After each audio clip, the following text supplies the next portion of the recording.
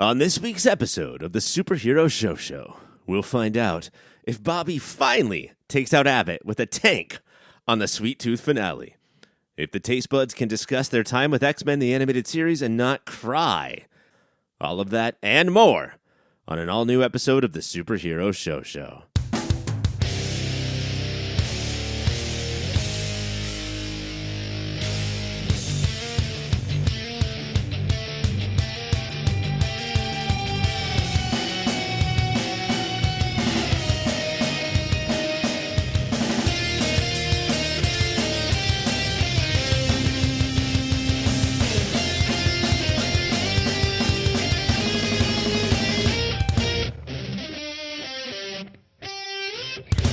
What's up, nerds? Welcome to the Superhero Show, the only show on the internet that reviews every single live-action television show based on a comic book, as well as some of the animated ones.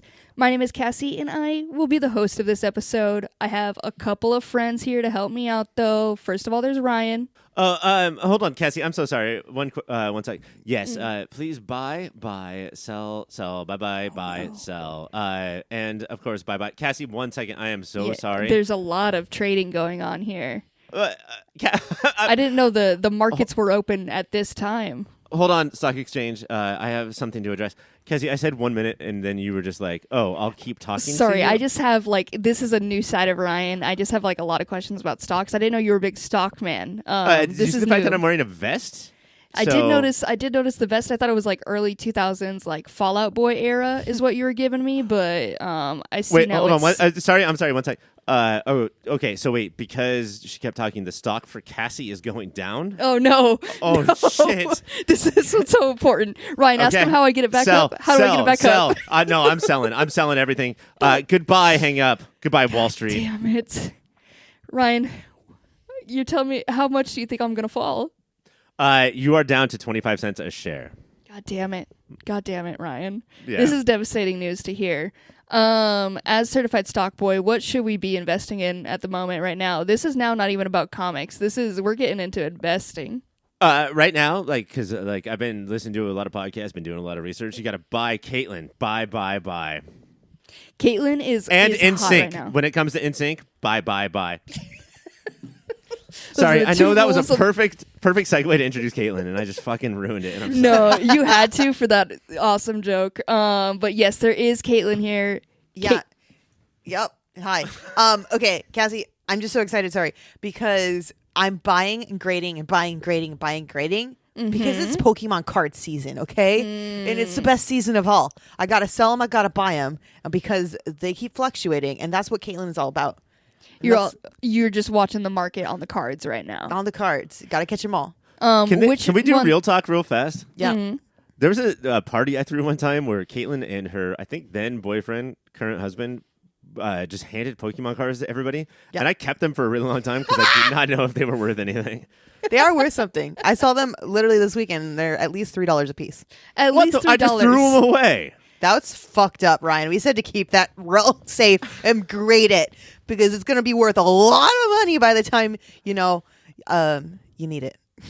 One was a Charizard rookie card. That's garbage. Don't even worry about it. That's not doing well. First edition, Ryan. A rookie card. Look at this little sports bitch over here coming into the Pokemon old. Zone. The fact that I even pulled Charizard out of my ass, you guys should be impressed with.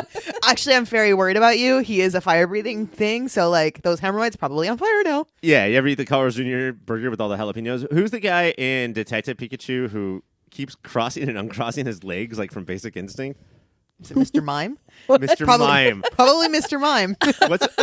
What's a fucking Mr. Mime rookie card? Way to describe Mr. Mime and the fact that you were able to pull it. That's right. I know my Pokemon. Was he in a movie that I saw where he showed his vagina as a joke? It's Mr. Mime. Mr. Mime, when I see that vagina, I'll take a peek, but not a chew, if you know what I mean. Dang, Ryan's killing it. The stock on Ryan going up right now. Buy. As much as I'd love to continue keep talking about stocks and Pokemon cards with you guys, we do have a show to get to. We gotta be talking about some shows. Coming up later, we'll be talking about Superman and Lois, Fear the Walking Dead, Riverdale, Gotham Knights, and American Born Chinese. But before we get to all of that, we gotta talk about the Sweet Tooth finale.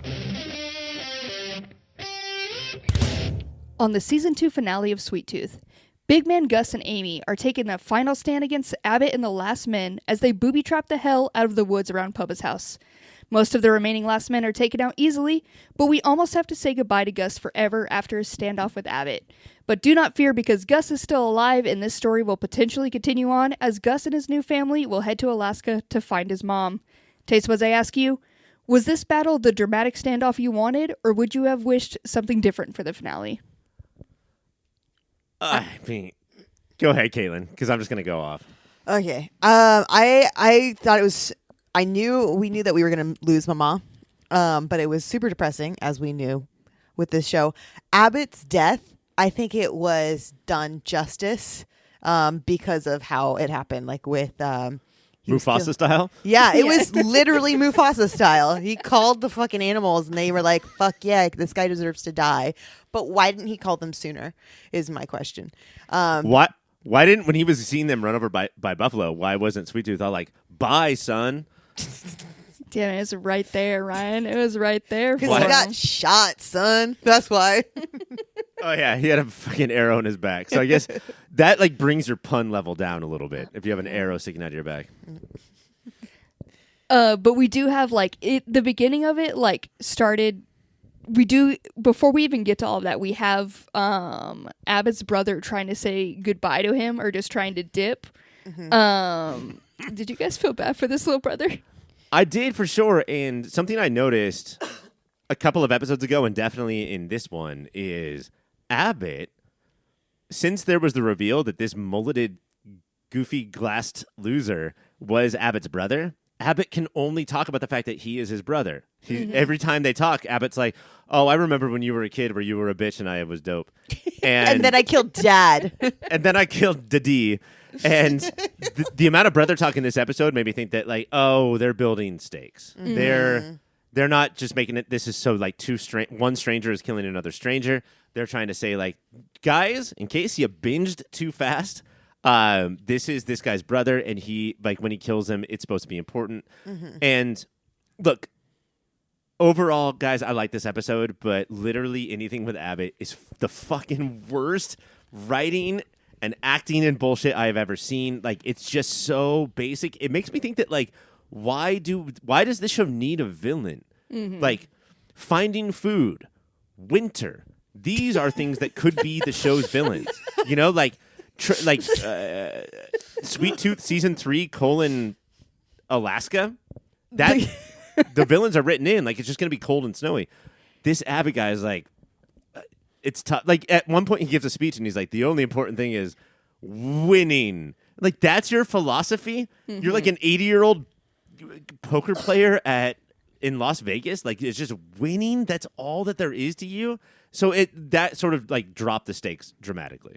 I think that part really got to me because all of the like soldiers behind him heard this as well, and they're behind it. Like, he sold lies to everyone, and I get it. Some people will buy it and they'll join, but then once you know all the lies, I guess you're in too deep.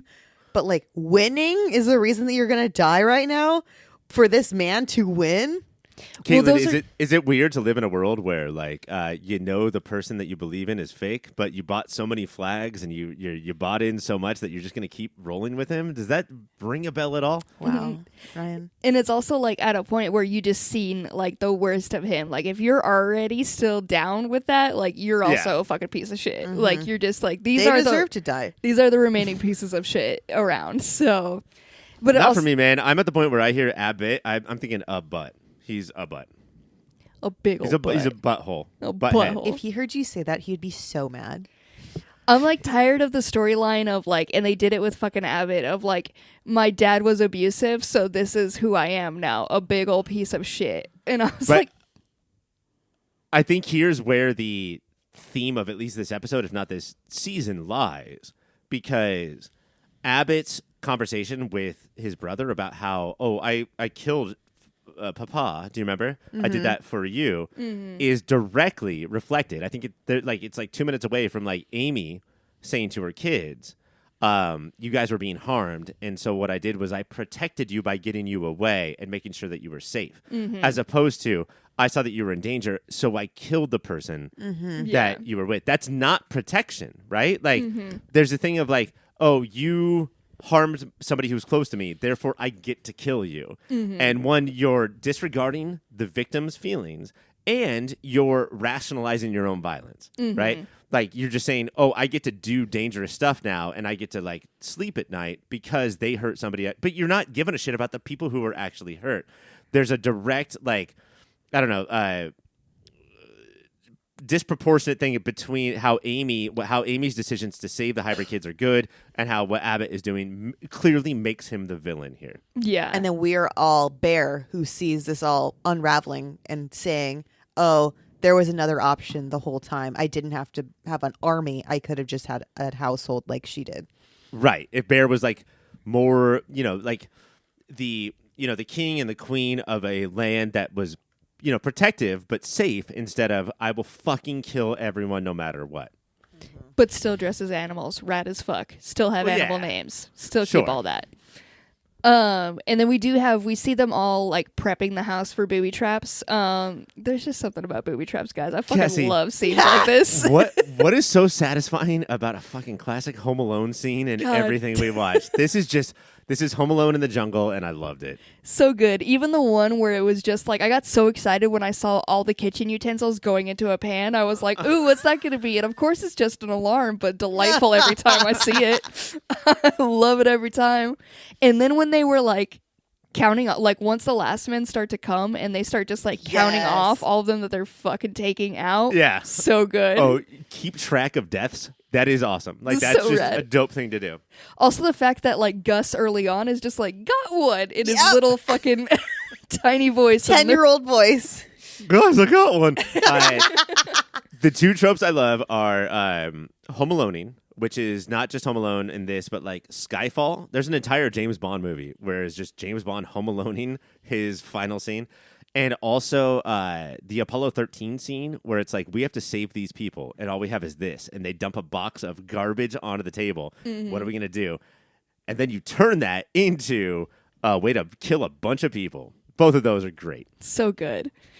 And we do have, like, I like that they made all the last men quick to get through, where we just got quick to a standoff with Abbott. And as soon as it was Big Man and Abbott, I was like, hell yeah, we got Big Man to get so many good hits on him. I was like, this is what I'm here for. I'm here for it. But his knees are weak. I know. It sucks about that knee. And I don't want to be satisfied by violence, but watching Big Man hit him at one point where his head went to the ground and his feet were up in the air. Like, all you saw were his fucking shoes. God, that was thrilling. But also the fact, like, they made sure that you, like, wanted this guy to get punched because he pulled out his German accent out of nowhere where he's like, Zitrator, and then just back to it. I was like, what the fuck is this guy doing? Yeah. Punch this guy. It's spinning a wheel of villains every time he has a line and just like, oh, I'll deliver it like this, I guess. Yeah. Did you guys...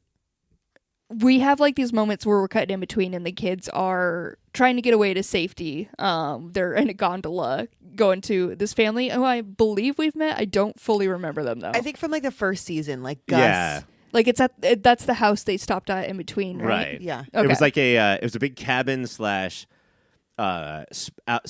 and outerwear gear things, and you have a gondola to go from the inside to the outside. Yeah. The weird part was the gondola was not playing, like, tinny yodeling. I know. Like, such a bummer. It's not even a gondola at that point. If this was a ride at Disneyland, there'd be like somebody in the background going yodel. This was not there. They did not have that. Those kids did not get the real experience, and that's so sad for them. That's the true travesty. When they come up upon this couple that's living with the gondola, they're like, okay, I guess we'll keep these kids. And they weren't even pissed that they had to keep the kids safe. They were pissed that the gondola only sits 3. And so this is going to take so many trips to get back and forth. This motherfucker and that gondola moves at .0001 miles per hour. The slowest one I've ever seen. Also, which one only has one working gondola? Like, What in a fucking apocalypse, Cassie? how did they get rid of the other ones? Like, That's a good question. Safety. We have no food. We have no shelter. Everyone is murdering everyone. But how does this only have one fucking gondola? one fucking gondola? Also, the fact that he was standing there with a bowl of blueberries as like... so many blueberries, Cassie. I just didn't understand what was happening. And he was like, yeah, we're the caretaker to these kids. Have some blueberries. Get on a gondola. It was like the margarita man in Jurassic Park. He's like, well, at least I have my blueberries. It's comfort blueberries. If I was Bear, if somebody handed me that many blueberries, I'd be like, hold up, hold back. No, we cannot trust these people. Too many blueberries. Way too we need many. to run. But this whole moment we do have, what's Amy's daughter's name? The pig girl? Pig nose. Wendy. Wendy. The whole time, she's like, I need to go back. Were you guys like ever worried about her going back? Oh, or- for sure. They have booby traps all over the place. I thought she was going to get got before sister was going to be able to tell her that she was indeed sister. I mean, before she left, Wendy was like, oh, I can't leave? I guess I'm sad, but that's fine. And then Wendy's eyes, the lock on the door, Wendy's eyes, escape path. Like, we knew that she was going to bolt. And sometimes in Home Alone style, like, we're either rooting for Kevin McAllister or we're rooting for Wendy. And that, you stupid dumbass, please don't run. Please don't run. Yeah. And she ran. She fucking did it. But it turned out okay. Because she gets to say goodbye to her mom, who does live enough to take out Abbott, or to see Abbott be taken down. But and then they just have to say goodbye to each other, which was heartbreaking. Not smooth in that I think that they were tricking us into think that was Sweet Tooth's funeral. Yeah. But it was very clearly Amy's funeral the entire time. Very clear. Like, we So saw the clear. rocks. It was like Yeah. an adult size grave. We saw the pinky sticking out of the dirt that was just Yeah. twitching the entire time. She was actually trying to be fancy, okay? It was also the kids were like crying so much. Like, those kids don't give that much of a fuck about Gus. Half of them still think he's a traitor. Yeah, half of them would be fine with this. But did you guys for any second think that we would lose Gus when you saw that arrow go through him? Name of the show, Cassie. Name of the show. I thought they were just like ending the show. I was like, dang. I honestly for a second was like, the end of Sweet Tooth. Wow, so quick. I, for a split second, thought, yes, this might happen, because when his blood spilled out, I thought his blood was going to be like a cure. Like, mom Yeah. was going to be there, and mom was going to touch, and she was going to be cured. And that's how we're going to find, like, Gus's blood is a cure. And then they were going to squeeze him like a little rag so they can get all that out. They said everybody roll in this blood real quick. Do you think Caitlin, despite her love of animals, would have been an incredible scientist that would solve the cure by killing every cute Yeah. motherfucker she saw? Yeah. Dr. Singh ain't got nothing on me. Her natural instinct of roll around that blood, let's see if it cures you, is going to take her far. No, Cassie, wring him out like a rag. My apologies. Repeat after me. Don't mind the sound of broken bones. Just wring him out like a rag. Also, when Gus was on the ground and his blood leaked out into the shape of "Thank you for watching," that was clear, right? When it would just spelt "That's a wrap on Gus." Thanks. And thank you to all of our producers and directors and actors who made this show possible, and of course the fans. We all there's so much blood in that little deer kid. They wrung him out. They wrung that kid out. But we do have where next season they're leading up to one, they're trying to find mom. They're gonna make their way to Alaska, and this group of 4 traveling together, I'm honestly pretty excited for. Yes, I think that's such a good idea. Bear was supposed to take care of The the kids. hybrids. Kids, Who's taking care of the hybrids now? Blueberry Boy. Yeah, and mom. Okay, so I forgot about that part, but we got They very, very quickly went over that.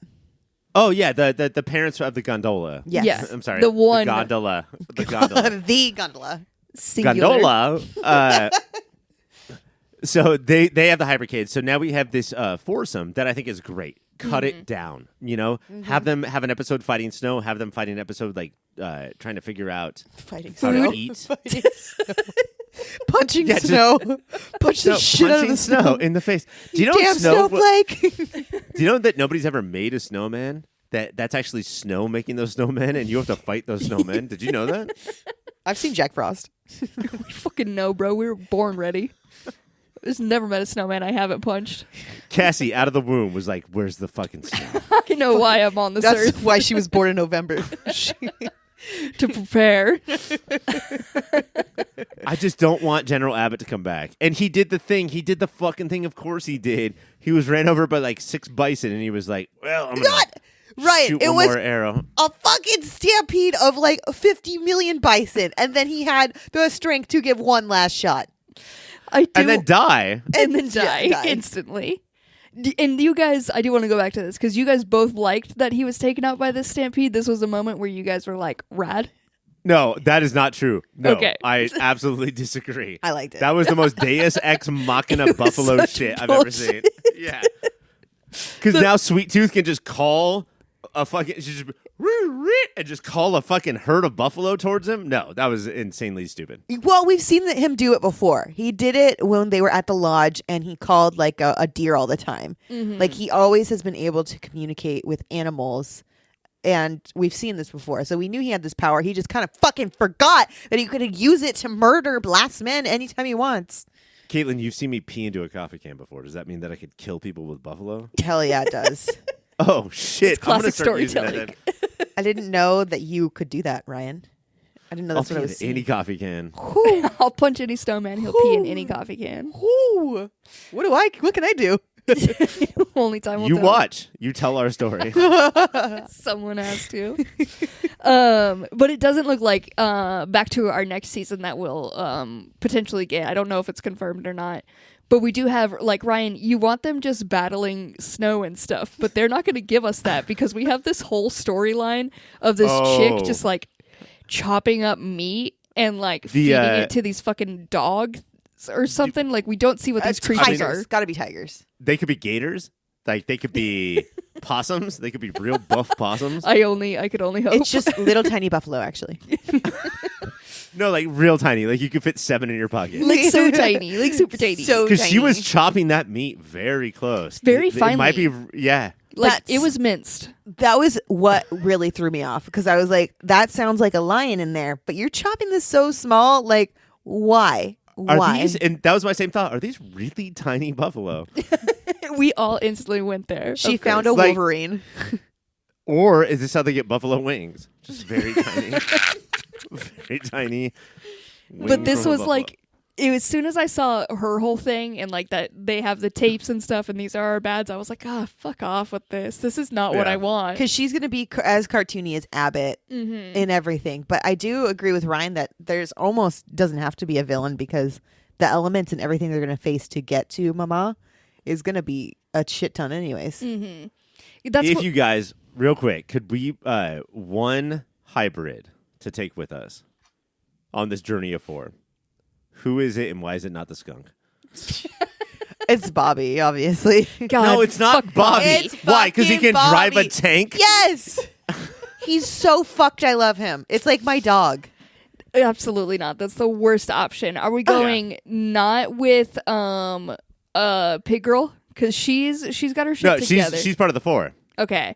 So I would go with, you know what, Monkey Girl. Her tail has come in clutch a couple times. Okay. You guys are Over both wrong. Skunk Boy. Yeah. Who just farts the whole time. Bobby drives a tank. I No, can't stand he to did that one time. one time, and I can't stand to look at that fuck. That's I won't more make fucking it. experience. He can tunnel. He literally can get out of I things can't- unseen. I can't tunnel through his fucking tunnels, and if I have to look at his face while I'm traversing through snow and wanting to die, I will kill myself. Die of I happiness. can't tunnel through one more of his scenes of having to watch that fucking disgusting thing. Bobby. Cassie, if I just say like, Bobby want a ton, Bobby drive tank. I have no will to live as soon All as right. this guy's in my existence. We have to end this because Cassie just punched $650 worth of work into the drywall, so we have to move Gotta on. go. But that's the wrap up of the finale. So let's go to moments of the week. Caitlin, what do you got for it? Oh, Cassie. Everything that Bobby's in is always my favorite. Why don't we go to Ryan first? Ryan, moment of the Caitlin, week. have you seen Caddyshack 2? She'd fucking love it if she hasn't. You should watch the movie Caddyshack 2. Oh, I have my moment of the week. Cassie and I were sitting in the theater the other day, and we saw a trailer for the movie Strays. and we were just like, this is a movie created for Caitlin and Caitlin only. A rated R dogs talk movie. Like, this. If I could sum up Caitlin in one sentence, it's that she wants to see the movie Strays. It looks like the worst thing ever created, and Caitlin will be there opening day. Did you see on my face how excited I was? A bunch of cute puppies saying like rated R things. Oh God, Caitlin. I'm gonna go with Caitlin to see this. Like I am a little bit excited. Will Ferrell, come on. But that's my moment of the week. My moment of the week, I do have when Bear was talking to Aimee, or Aimee was talking to Bear and saying like, you gotta pass this on. You are now the caretaker of them. Like, they have this like important, sweet conversation also through walkie-talkies. Perfect. Love it. I totally thought they were Nickelodeon walkie-talkies Yeah, until I it realized had the vibe. until I realized that they were indeed just spray painted. My moment of the week is when Abbott and his brother are in a plane and they're having like this conversation, and all of a sudden Abbott goes to his brother Johnny and he's like, "Sing for me like you used to do." Yeah. And then all of a sudden brother breaks into song, and it's the most angelic voice we've ever heard. And I am just a boxer and a fighter by my trade. Hey guys, if anybody's ever sitting next to you and says like, "Sing for me," sing for me, get out of that relationship. Absolutely. That's a problem. Ryan, sing for me. I am just a boxer and a fighter. I have to, Cassie, how do I end this me and Caitlin relationship? 'Cause she makes me do crazy things. I have not figured it out, bro. I don't know. It's going to suck when Cassie figures it out and Caitlin loses all of her relationships in the same day. That's going to be awful. Devastating. My dogs are gonna be so sad. Nope, we're talking to them too. No. Sweet Tooth is on Netflix. If you haven't watched it yet, go ahead and watch it. That is it for the finale, though. It's time to talk about a website. And Caitlin, I know you've been working on a big website. Go ahead and share that idea with the people if you're ready. Yeah, it's going to be how many spots does my hamster have? And we're going to use data to try to find out how many spots the average hamster has on their coat. Okay. And like, I don't think enough people talk about hamsters' coats and like the amount of spots that they have. Dwarf hamsters probably have like 2 spots on them. That's what I think without doing the research, Cassie. That's why I need to create a website in order to gather data on hamsters' coats. Dwarfs, Persian, underground ones, long hair ones, teddy bear hamsters, Cassie, all of them. I need to know all of their coats and how many spots that they normally have. And you're not worried about like what are the big hamsters? What are they called? Are you talking about fucking guinea pigs, Cassie? No, are you including them in your data? Those are called dogs. No. No, the big ones, probably teddy bear is what you're thinking about. Teddy bear? Mm-hmm. Are you worried like how many? What's the average on those baddies? You think if a dwarf one's got 2, how many spots the big daddy's got? Cassie, I don't have the data yet because my website isn't built, but Yeah. I would say like 3. 3. Mm-hmm. So we're working with 3 to 2 spots each hamster. But Cassie, there could be more, and I just don't know. Okay. Well, this is big work, and this is for science. So I got to send you over to my friend cybersprout.net. They offer premium hosting that's specifically built for WordPress. They handle security, which, God, when you're given data on hamster spots, you're gonna fucking need backups. So much data going into there. They're gonna back all that shit up. Thank God. They'll migrate your website for free. Don't even know what that means, but they're gonna fucking do it for you. They focus on collaboration. They work hand in hand. They'll give you data on their own hamsters even. They'll be like, hey, and by the way, my hamster's 2 spots, and they're a big guy. That's cybersprout.net, your partner for digital world. Coming up next, it's the pull list. Can I ask you guys a question? Yeah.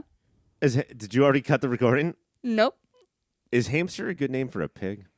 Absolutely. I think that's a great name.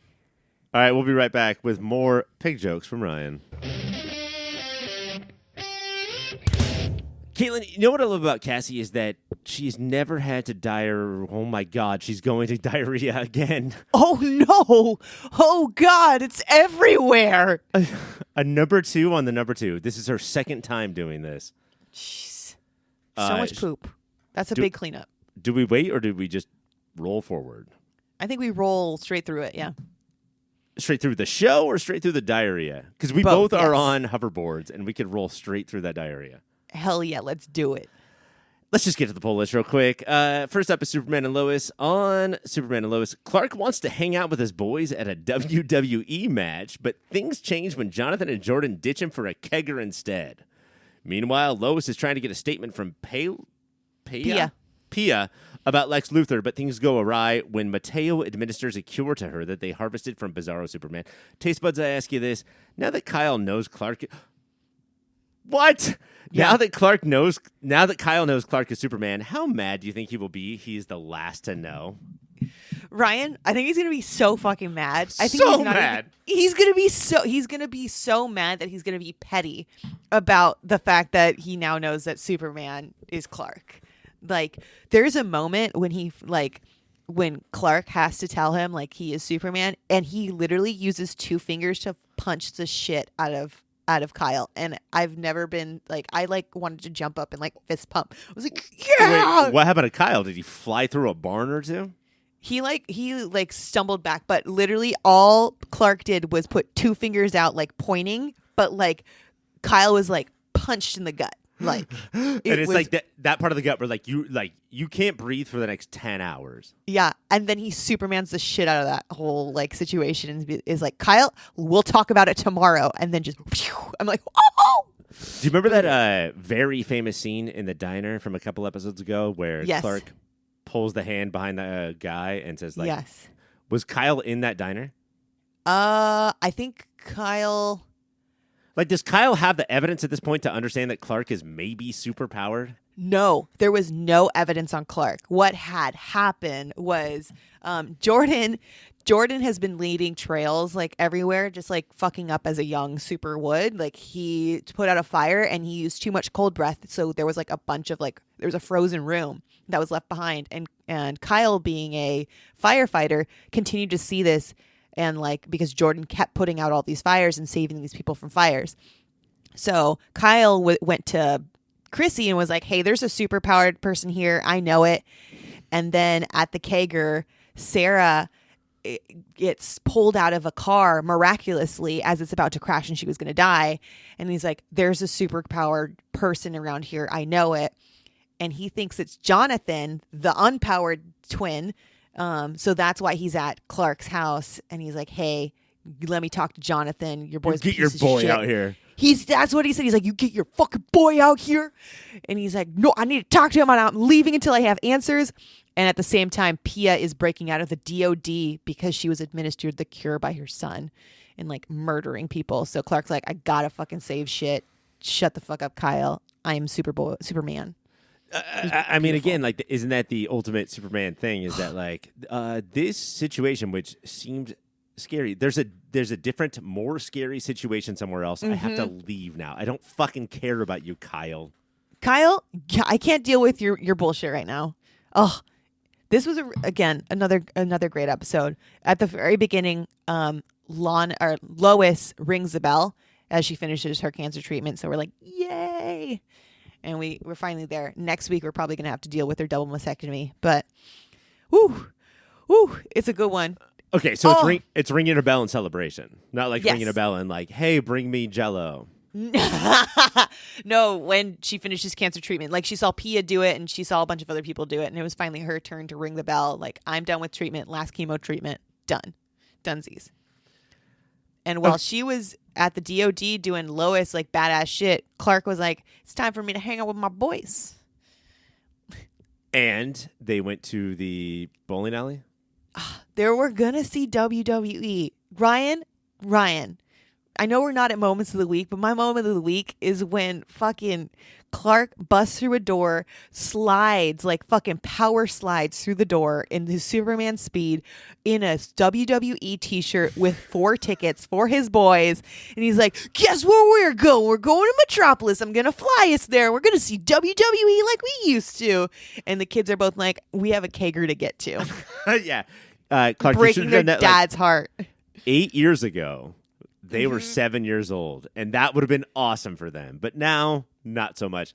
Caitlin, did you ever go through a wrestling phase? I am into professional wrestling. I liked watching it. I don't think I understood it. My little brother is named after Stone Cold Steve Austin, so it was definitely. So your parents did? Oh no, we named my brother. They let us name him Austin. So they said we don't have good naming powers, so we would like you to do it. And it's Austin. Yep, Stone Cold. Not Stone Cold. Did you name him Stone Cold?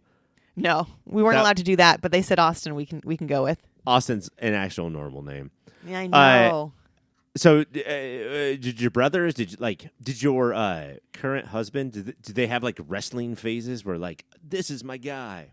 Yes, 100%. Do I know who their guys were? No, but I know they had them. They had some dudes. I'm gonna guess they were named Leonardo or Raphael. I'm gonna throw that out there. Michelangelo. No. So your moment of the week is Superman in a wrestling T-shirt. That does sound hot Superman as fuck. sliding through a door, so excited to fucking watch a WWE match with his sons, and then getting fucking absolutely crushed. Watching Superman get crushed by his sons because they're like, actually, Dad, we made other plans. He's like, well, we made plans first. He's like, well, things came up. And then him just being really sad, realizing that he has teenage sons. I'm about to cry right now because I have a 2-year-old and I know that she's going to be like that one day. Caitlin never have children. I will never, Ryan. I will Thank you. never do that. And Superman and Lois is on Tuesdays on the CW. Next up is Fear the Walking Dead. On this week's episode of Fear the Walking Dead, Mo's hunt to prove Padre's true intentions has her over her head as she's drawn to the larger web of secrets. Taste buds, I ask you this. Have you been to the Padres? Have you ever seen the Padres play in their home stadium? Wow. Great question, Ryan. I have not, but I have stood outside while it happened. Okay. So you never walked into like their whole deal? I walked into their deal, but they were never playing when I walked in. Okay. Isn't that wild? San Diego Padres, a team that like most people forget is a baseball team, has an incredible stadium. I highly Really nice recommend stadium. it. Yeah. Great at Comic-Con. I do have to say that. Sure. Also, their colors are poop brown. That's the only thing bad about them. I do have to say that, Ryan. Do you know what I love about them though? Is that their colors are poop brown and piss yellow. They can Yes, the it entire is. rainbow. That's where Cassie is now. Fear the Walking Dead is on Sundays on AMC. Next up is Riverdale. On this week's episode of Riverdale, Jughead and Tabitha investigate whether or not author Brad Rayberry was murdered. Could this murderer be the same person who murdered Ethel's parents? Meanwhile, Cheryl wants to be a part of Tony's book club that focuses on black authors. Meanwhile, Archie and Reggie take Veronica and Betty on a double date. Taste buds, I ask you this. Rank Archie and Reggie's top 2 loves on this date. So Ooh. for Archie, it's 1 and 2, and then for Reggie, it's 1 and 2. Who is it? 1 and 2, like books or... Well, they're on a double date with Betty and Veronica. So for Reggie, okay. who's 1 and 2, and for Archie, who's 1 and 2. Oh, geez. Okay. Oh, geez. Archie's got to be... Veronica's got to be number 1. Mm-hmm. And Betty number 2. Okay. And Reggie, I feel like Veronica is everyone's number 1. Mm-hmm. And so Betty number 2. Number 2, the boo-boo. Wrong! What? So fucking wrong. What? Caitlin, both of their number 2s is Archie's hot rod, and both of their number 1s are each other. They cannot get enough of each other. My God, Ryan, the twist. There is a part where Archie's hot rod runs out of gas, and so the girls sit in the hot rod while the two of them go back to town, but they get in a fight and they wrestle in the middle of the street until a car comes, and then they try to hitchhike real quick. They make a truce to hitchhike, and then they come back together when the car passes and just wrestle again. They Wow. fucking love each other. They just love being all on each other. Which, you know what? Reggie and Archie, I could see it. That'd be great. Honestly, like I have seen how many minutes of my life has been spent watching Riverdale, watching Archie be with Betty and or Veronica? Like all of it. All of those hours. Thousands, maybe. 50 million. It's probably 50 million. He loves his car and Reggie so much more than them. His hot rod. His hot rod. Do you know what that means, by the way? It's a car. But like, does that mean that like there's flames on the side? Okay, you're right. A hot rod has to have flames on it, and if it's and it's got to be weirdly shaped. It cannot be like a normally shaped car. What is that? A normal car? Not a hot rod. Get the fuck out of here. Nah. Let's go to the line of the week for Riverdale. Who said it, Caitlin? What the frig? You guys are itching for a switching. Woo. Woo. Is that Mama Archie? No, that is Archie. What I say to my daughter is, you're hankering for a spankerin'. Is that better or worse? I don't know, man. I feel like you need to throw another one in there. This episode had a lot of talk about fucking celebrities, all the celebrities that they want to fuck. Can you name one hot-ass celebrity from this time? And they're still in the 50s, right? Yes. And James Dean's dead. James Dean is one of them for sure. Okay. Marilyn Monroe? Marilyn Monroe is also brought up. Woohoo! Do you, as a 2023 girl about town, find James Dean or Marilyn Monroe attractive? No. No. Is there anybody from back then? Are they all uggos? Is it Audrey Hepburn? Audrey Hepburn's a little bit later, but I will That's take what I thought. it. That's what I thought. Yes, for Audrey Hepburn. She's a smoke show. But I think those are the two people I can name from the 50s. What about Off the Marlon top of my Brando? dome. Don't know. Don't know. What about Gary Cooper? Betty's dad? Okay. Exactly. My moment of the week is where they were trying to hitchhike, but they couldn't stop wrestling in between thumbs. So the two of them are so adorable and so clearly the couple of the show. Their thumbs were up each other's asses instead. Yes, absolutely they were. Riverdale is on Wednesdays on the CW. Next up is Gotham Knights. On this week's episode of Gotham Knights, with one of their own in trouble, the team scrambles to find a solution before it's too late. Harvey undertakes a risky gambit to get the answers he seeks. Brody turns to Stephanie after he stumbles upon some information involving his father, Lincoln. Taste buds, I ask you this. If your dad was named Lincoln, is it like 100% chance you're a douchebag? Or gonna get assassinated. Ooh, very true. Or, gonna have them deep, deep daddy issues because, daddy did die. Yeah, and I mean, Lincoln is so close to LinkedIn. And hold on, how thirsty are you to get a job, bro? For reals. Abraham LinkedIn over here. Oh. No wonder they shot him in the head. Yeah. Gotham Knights is on Tuesdays on the CW. Finally, we have American-born Chinese. On the second episode of American-Born Chinese, Jin is in a dilemma and is forced to either speak out as a victim of racism in front of the school or support his racist bully for a spot on the soccer team. Meanwhile, Wei Chen is trying to keep staff safe and fighting off a pigman from his world. Taste buds, I ask you this. This show has a lot of great things to draw you in, be that character interactions, action, humor, and effective messaging. Is there one aspect that really draws you in? That really draws me in. This is such a good question. I think that it is doing everything at a B+, which I think averages out to an A-.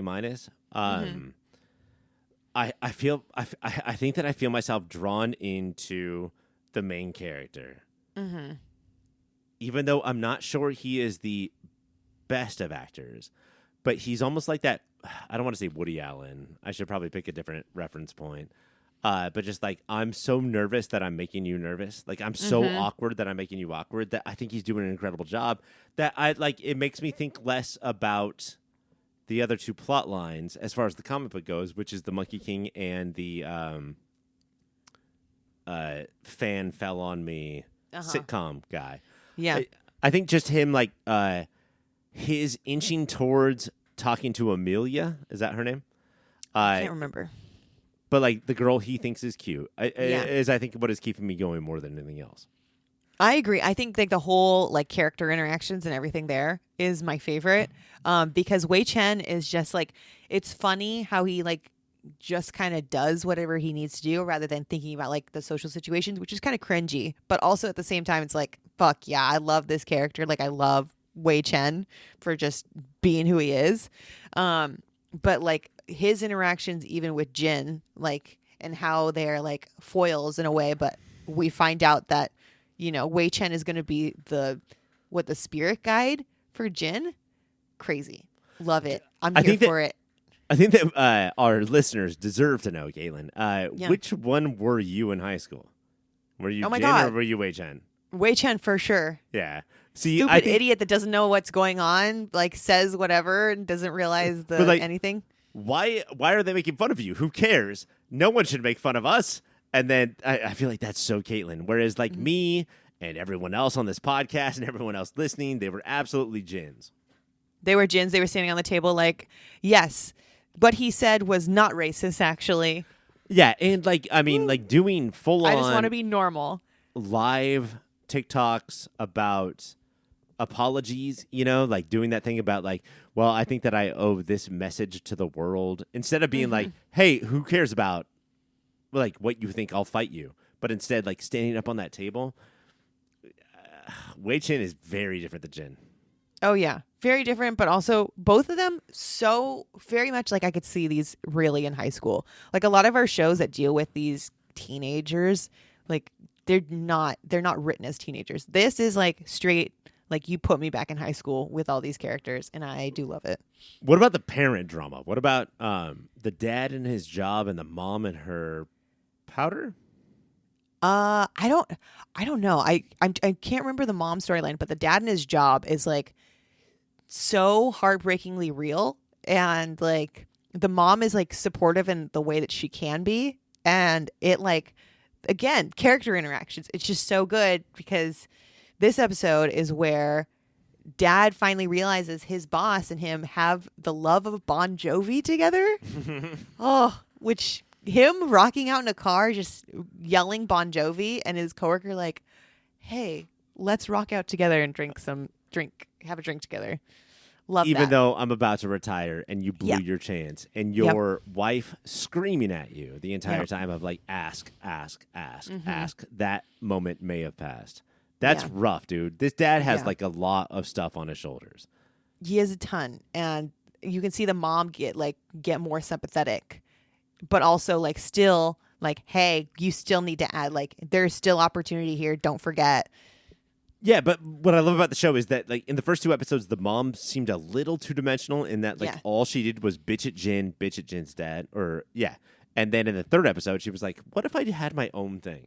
Mm-hmm. What if I started buying powder and promoting this powder and, like, I could do my own thing and maybe care less about the lives of the people around me? Mm-hmm. I think that's super important. Yes. I love it. It's a great show. I don't think enough people are talking about it. I know. It's because they released it all at once. I don't want to be a binge hater, although I am. I feel like if this show was released week to week, we would hear a lot more people talking about it. The first 3 episodes seem to have a formula of we're going to do about like 20 minutes of like teenage talk and then have a fight. Have like a classic old school fight. Is that getting old? Do you notice that? Of like, well, it's time to fight the pig man.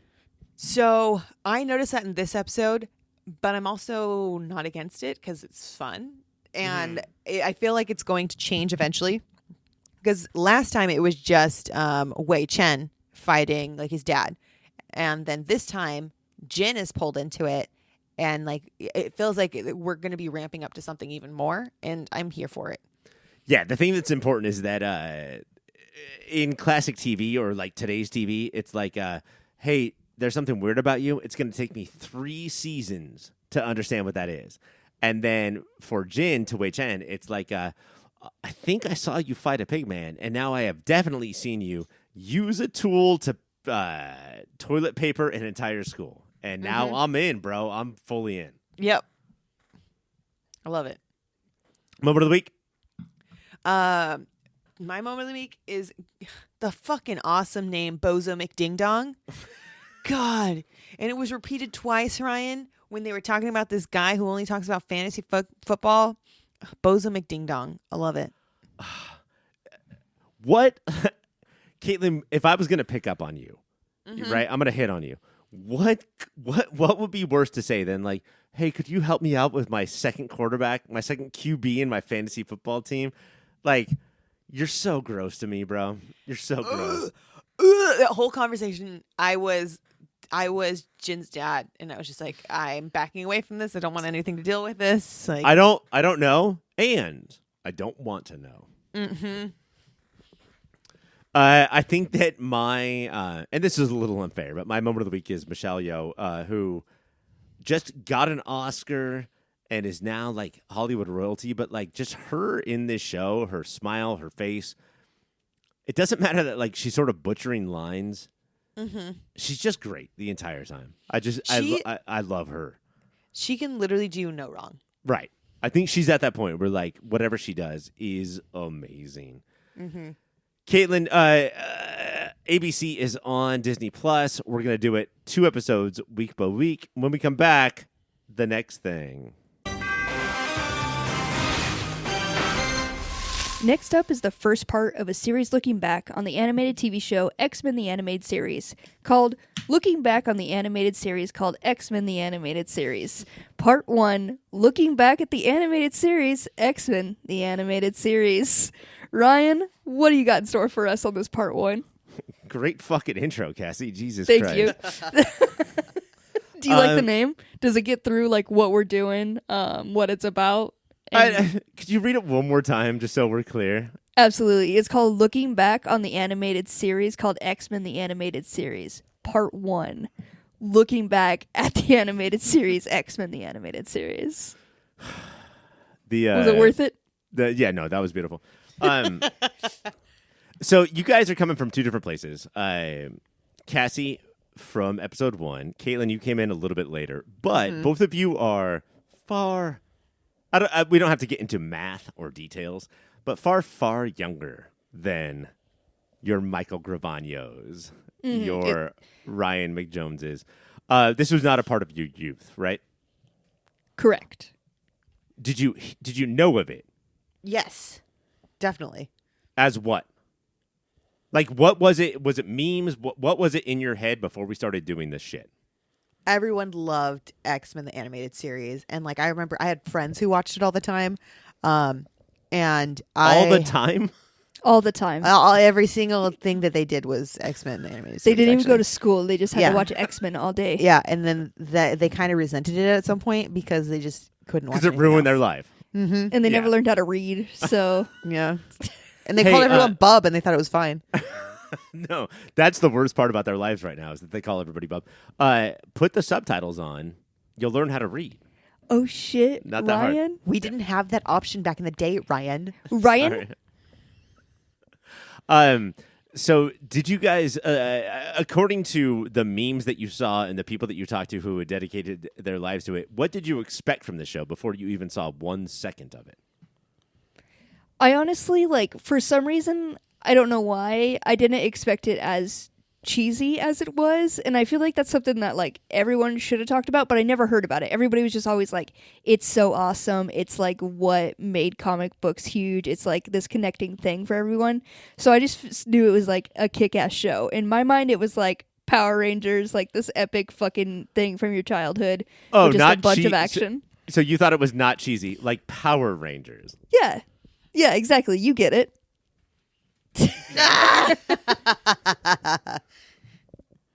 Caitlin, what did you think? Before you had seen a second of it, what was the impression if you, in your head, if you can remember back that far?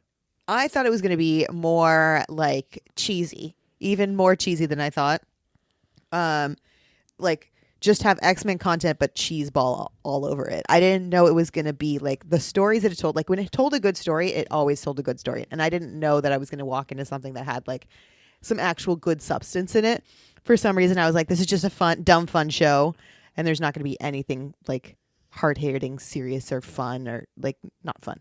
The good television. Something I would really enjoy. Ask a question to 2 people. Get exact opposite answers. Opposites. Yeah. We ran in different circles. Yeah. This is But what eventually, we collided. Everyone knows, all of our listeners know how hard it is to do this show every week and the amount of trash that we have to listen to and watch in order to talk to you folks. When it came time to watch X-TAZ every week, how did you guys feel? Were you fuck, I have to do this again? Were you amped up? Were you ready to go? Did you guys wait? Because I don't know if a lot of people know this, but you 2 are roommates, much like me and Mike are. Did you wait to watch it together? We didn't really get to wait too often with to try to match up schedules to watch it together. It was one that was always it was for me the highlight, so it was the one that was left as the last one, and I wanted it fresh in my mind because I wanted all the energy on this one that was going to be fun, and it's a quick watch and you're just there for it. Ryan, to be completely honest, I would always panic whenever I saw this on the show board because I knew I'd forget to watch it. There's and that's a me problem, and that's not a show problem. That's a me problem. But every time I watched it, it was so fun, and I loved it. Except for the panic. We haven't described the show board. I don't think anybody's ever said that term on the podcast until I'm Caitlin so just sorry. said, should we... Caitlin, do you want to go into the nightmare that is the show board? Ryan, I think the show board isn't the nightmare. The nightmare is the fact that I cannot view it from my phone. So I would have to get a laptop out and view it. And I just can't do that. I can't do that, Ryan. If it's not on my phone, it doesn't exist. She couldn't be bothered. I couldn't be bothered. Caitlin is fully post laptop, which is crazy to me. I could not live that way, but I think that you are. Like when we go to do a segment on the podcast, I don't know if this is revealing too much, but Caitlin will pull out her phone with her phone notes, and when she does that, I will often pull out my spiral notebook. It's Ryan with the spiral notebook, Cassie with her laptop with her beautifully highlighted notes, and then me with my phone like a fucking little goblin. Is that generations? Is that how generations work? Yeah. Cassie and I are a month apart. Whole generation between us. There's a whole circle between us. Mike will pull out telegrams, and it'll be like, watch X-Men, stop. You like this one, stop. Nightcrawler was in it, stop. Bible, stop. That would be my Bible. favorite part. Is like you guys either would know the episode prior from childhood or had watched it earlier and be like, hey, we got a banger of an episode this week. And I'd be like, fuck yeah. Or you just drop whoever was going to be in it. And I was like, God damn it, it's going to be such a good time. There's to me, X-TAZ, I always waited till the day we recorded for sure. So it's not just so my notes were fresh, but that energy, this Sentinel did something so stupid he fell over, and I wanted to remember that for the show.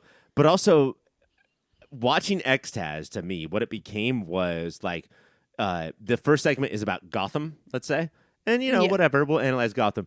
And then when it came to X-TAZ, that segment, it was Hungry Hungry Hippos, and all of us were just going for balls in the middle of the court, trying to crack jokes about how fucking Wolverine is so stupid. It's also there's nothing to there was dealing with adult themes. There's nothing, you're not going to get crazy deep with X-TAZ. Yeah. At least we never did. You don't got to put on, it's just there for entertainment purposes. And it's just a fun time for you guys to try to remember what happened in the order it happened, how it was animated, and how it was said. There was always something fun and switched up with the way it should be. The way I also always remember it is because Cassie was the zookeeper, trying to, took notes of the show and then revealed them throughout the segment, is that she would offer up the food and then she would have three monkeys going oh, and then, and then. Or sometimes I would offer up something and it'd be don't want to talk about that moment. Yeah. Let's go but here. this other thing. But you forgot, Cassie, this happened. You remember the submarine? But that's the only way to talk about X-TAZ. It's the proper way to talk about it is to have four people screaming at each other about what happened in the episode. So much happens, though, Cassie. So much happens. An Honestly, unbelievable amount happens. I think that's the biggest, I did not expect so much to fucking happen in 30 minutes or 20 minutes, whatever it is. Yeah, it's 22 minutes. Sometimes it's 18 or 19 minutes. And God, And there's the fact, so much. My favorite part is when it was proposed to me, it was hey, you'll do the outline and all you got to put is the main things that happened. And I was like, that sounds easy as fuck. It is not easy as fuck when it comes to the X-Men. It's a delight. But let me tell you, when you're okay, so they start off, they're at the mansion, and then all of a sudden they're fighting a bunch of Sentinels, and I don't know how they got there. There's some connecting points that just don't make sense in between, and you're well, here's to hoping. Also, the moments you take to jot down anything, you miss something. Yeah, Oh, you gotta fuck. pause it a lot. I mean, that was something that I learned long ago. First of all, never to walk in anybody's shadow. But second of all, I would pause it every time I had a note, and it would take me 2.5 hours to get through an episode. You just have to write down notes and ignore all of the crazy shit that's happening in the meantime. If you ever seen a movie where they're trying to show that people are onto a huge, they're solving an insane equation and they're pencils are going fast as shit, that's us every week watching X-TAZ. Just doing the Lord's work out here, typing away. My fucking wrists, man. Well, based on the reputation that the show got and how me and Mike were screaming from the trees that this created, the X-Men movie, which created all other movies. This is responsible for the situation that we're in with pop culture. Now looking back on it, do you guys buy that? Do you guys see why it was so popular? Yeah, absolutely. It does have everything. Even as a kid, you wanted it is weird that you can jump in at any moment and get into it, and it's just this thing that is so nerdy yet so cool and has something that everyone can latch onto and like unite over. Like there's something for everybody in it, and it's just like you could see where everyone got into like following this. I think that was such a big thing is that it was my first soap opera. That if I missed a week, I would get panic attacks, and that sort of stopped until the OC came out. Did a podcast about that as well. Of just like I need my pop culture to like make me have heart palpitations if I miss an episode. Yeah, Give it soap. Make it soapy. it's also crazy because like you wouldn't so back then you weren't missing episodes, but the timelines were all over the place. Yeah. Like, you get this unique experience of like I'm putting in the work, but it's still not following. I mean, we did it.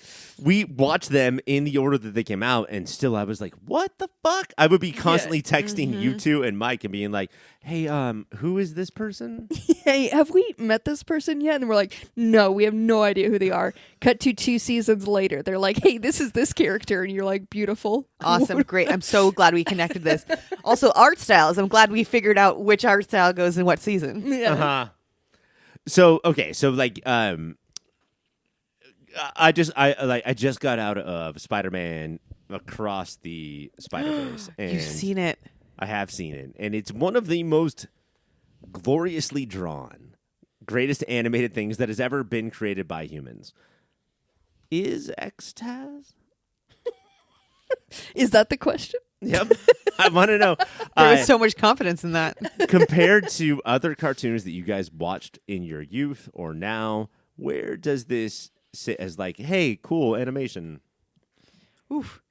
The fact that there was literally no consistency throughout, like even from episode to episode, like I feel like you could start rough, you be SpongeBob, start rough as hell, and then get into it, like and really get your stride. And but it should get better. It should get better. X-TAZ was all over the place with the art. Like it was good, then it was bad, then it was like bubbly, and it was weird.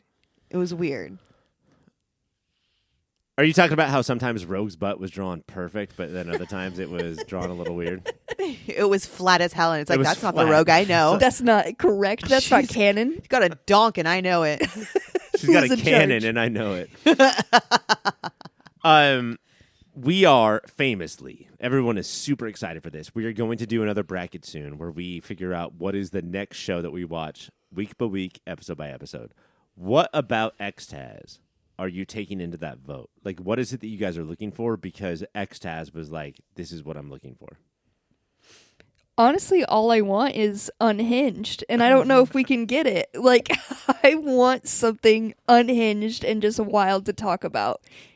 I want the soapy drama, like Ryan, what you were talking about, like you just didn't know there was going to be all these things. We had a moment where fucking Wolverine is crying over Jean Grey with a fucking photo frame. That's unhinged. Again, I like that too. I like that. But also like that soapy drama where it's like, wow, I was not expecting my boy to be crying over a fucking picture frame right now. This is beautiful. I love this. I want that. But if it can't be unhinged, I guess like team dynamics or like interesting characters, I guess. Not 2D characters. There's just something about like this group of how like each of us have the ones we like, and if you don't like them, you fucking hate them. And there's something so fun about that. Oh, Cassie, do you know what you're explaining? What's that? A podcast. That's what you're talking about. Wild. Yeah, but I do think that there is this like interlinking between the two things that you guys are saying in this unhinged soap, which is why people watch reality TV, right? Mm-hmm. Like our Vanderpump Rules was X-Men the animated series for 5 years. And I think that's important. Like there's a bunch of heralded Spider-Man cartoons, right? There's a very heralded Batman cartoon. But it's too good. I don't think that's for us because they're too good. I think that we need a little bit of what the fuck? What the fuck were you guys doing? Yeah, I don't want something that's certified good for just being good, like classically good. I don't want that. I have no interest in that. Give me something a little fucked up. We watch shows me like Bobby. Gotham Knights, Fear the Walking Dead. Those are the things that are classically good. God, We want no. something a little bit weird. Yeah. All right, I am very interested to find out what we're watching next, but I don't think it can compete with this. I think that this is kind of all time, guys. I think that X-Men is the greatest. Stay tuned. In the upcoming weeks, we're going to have so many brackets. I'm going to teach Cassie how to do brackets. We're going to do heroes brackets, villains brackets, moments brackets, all kinds of brackets. Cassie, when we come back, the outro? The outro. Caitlin! Ryan. Was that one of the best podcasts you've ever heard before? Not even been a part of. Heard. I think it was actually the best podcast I've ever been part of. Like, honestly, is the episode that we just did in your top 100 podcasts of all time? And either way, name them, please, right now. Okay, I'm going to start from, so top 100. Can I start in the middle? Is that cool? Okay, cool. I like to start at 69 or 420. We're not going that high, though. We're not going all the way to 420, so I will start at 69, Ryan. And the Yeah. 69th episode is definitely going to be it's going to be that one that I was on. Uh-huh. And we talked a lot about pee-pee and poo-poo. You My- know that one? My 69th greatest episode of podcasting in history is when you were on WTF with Mark Maron. It was Mark and Caitlin talking. And Mark was like, Caitlin, tell me about yourself. Where did you come up? And you were like, 42069. You just kept saying that. Yep. It was really fun. Mark Maron loves me. Mark Maron loves you. He does. Did you hook It's up a with him that problem. night? You know, some say yes, some say no. I will never tell. The lore continues. Incredible show. Caitlin, can you tell us about some websites? The websites. Wait, hold on. Before huh, you do, huh. Caitlin's going to leave the stage. And Okay. here is a professional Caitlin impressionist. Bleh. Bleh. Yes. Hamsters. Hamsters, hot dogs. What was the question? Websites. I already forgot it. What was it? No, it's straight up Caitlin impressionist. It's websites. Websites. Yes. Websites. Oh, yes. Okay. Yeah. I got it. Okay. Patreon. Uh-huh. Patreon. .com Patreon.com. Uh-huh. / your pop filter. And then yourpopfilter.co. Yes. Blah. I think that's it. Yeah. No, that's it. That's Woo! that's crazy. Hamsters. All right, we have to do somebody with social media. Caitlin, anybody want to do that? Yeah, I actually, I just saw this guy. I thought it was so funny, and I think everyone thinks he's so funny too. It's Pickle Rick. Have you ever heard of him? We got him. It was a big poll. I am Pickle Rick. I played Pickle Rick on stage. I went to Shakespearean high school to learn how to play Pickle Rick, and that is how I became him. I understood him. I learned him. I loved him. Would you say you're kind of a big deal? I follow the scripture. So if Shakespeare said that Pickle Rick would say I'm kind of a big deal, then I would say it. Otherwise, I just go by what he writes. Got it. So websites that I go to as a pickle actor, as like I pretend that I am a pickle is. Am I doing websites? Yeah, actually, you're telling us about social media. Right. So, Instagram, is that a website? I think it is. Yep. Thank you. It is the website. Where you go is you follow your pop filter. Yes. I didn't know you were so German. And Rick. French. I know And a little bit. And Russian. A little bit British Russian. and French and English and Russian. Wow. Snap. Didn't know. That's great.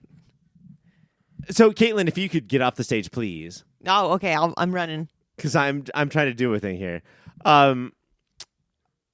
Here we have to tell us about what is left. How to contact us is Cassie's older brother, Sassy.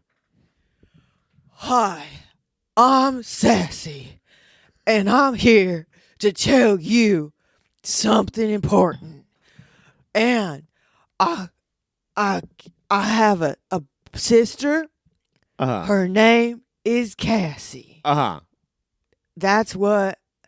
Wait, Yes. I'm so sorry, Sassy. Is your entire Yes. character built around the fact that you have a sister named Cassie? No, that's called my life. I like to drink beer and eat pretzels, and that is my only form of sustenance. Beer runs through my veins, and pretzels run through my bowels So 24/7. your three character traits are that you are brother of Cassie, Yes. your name is Sassy, so I guess that's... Yes. And then you eat only pretzels and beer. Were you recently around a bonfire? Is that why you talk like this? Brian, I have found that I really like fire, Uh-huh. and when I see it, I'm drawn to it like a moth, and I have to crack a beer and a pretzel. Now, Sassy, every time that you see a fire, you crack a beer and you crack a pretzel? Yes. Do you share? No. If I do, then I have to crack a skull. That's the only other thing I crack. So I'm so sorry. I am coming up to your bonfire, and I want to hang out with you, Sassy, but I have neither a beer nor pretzel, and I go for one of yours. What happens to me?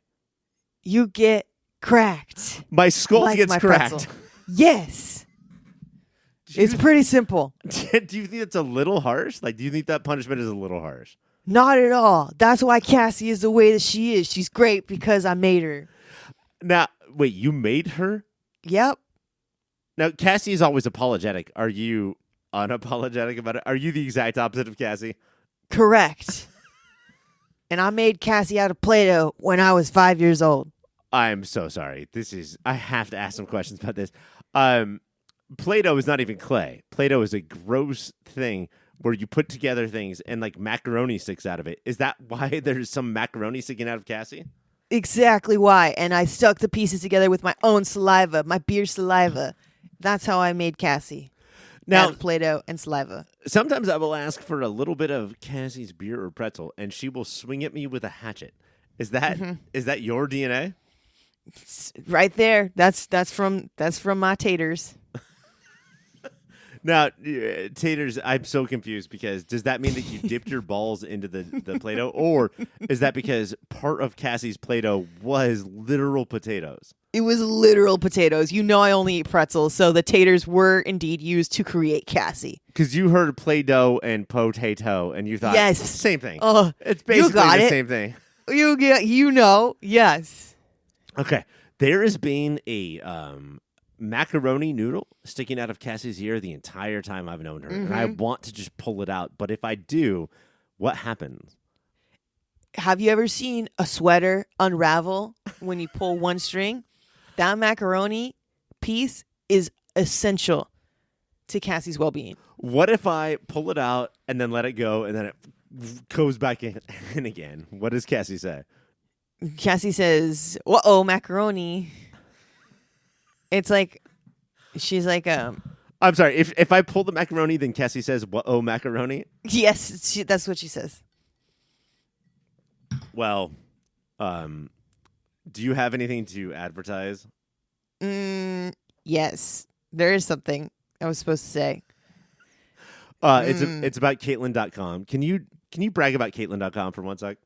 Yes. Oh, yeah. And I'm going to talk about Caitlin.com, which, cool, great. Don't really know who that is. But I do know that yourpopfilter.co, that's another cool website that I actually do go to and get things other than beer and pretzels. The only thing that I consume, which is great little articles and stuff.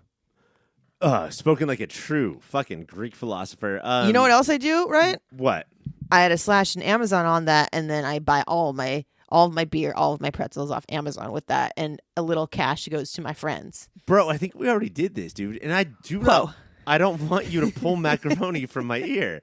I really don't, but I feel like you're like about to do that to me. I see a little macaroni in that ear, Ryan, and if you get me a little cracked, I'm You're gonna like do that. the most vengeful Yankee Doodle I've ever met. And that's my Nemo. All right, well that's Yankee Doodle. That's his Nemo. Guys, we don't know where Cassie is. Hey, Caitlin, can you come back? Yes, hi. Yes, it's me. Can I ask you a secret question? Yeah. Is Cassie still diarrhea-ing? Brian, I'm surprised you can't hear it right now. How much she's diarrheaing is insane. Oh, Caitlin, It's all over the walls. We can all hear it. I thought that you were going to come up with something different than that and like ignore the fact that we can hear it. Oh, no, sorry. Yeah, she's actually playing the trumpet while sitting on the toilet happily, not pooping at all. Oh, and it looks like she's got a kazoo in there too. Woo, she's got a bunch of instruments in there and definitely not pooping at all. Unbelievable. Cassie, come So back talented, when you can. multi-talented. But so talented. Oh, my God. I will call my parents once a week and be like, have you heard of Cassie? She is so talented. So fucking talented. Next week, we have American-born Chinese is in the hot seat, plus Spider-Man Across the Spider-Verse. Caitlin, did you see it yet? Not yet, but I will. Caitlin, it's the best movie I've ever seen. Oh, Ryan, I need to see it right now. Also, we're going to hang on to this X-TAZ goodbyes thing. We're just going to keep doing segments. Until then, for Ryan, I am Caitlin. Goodbye.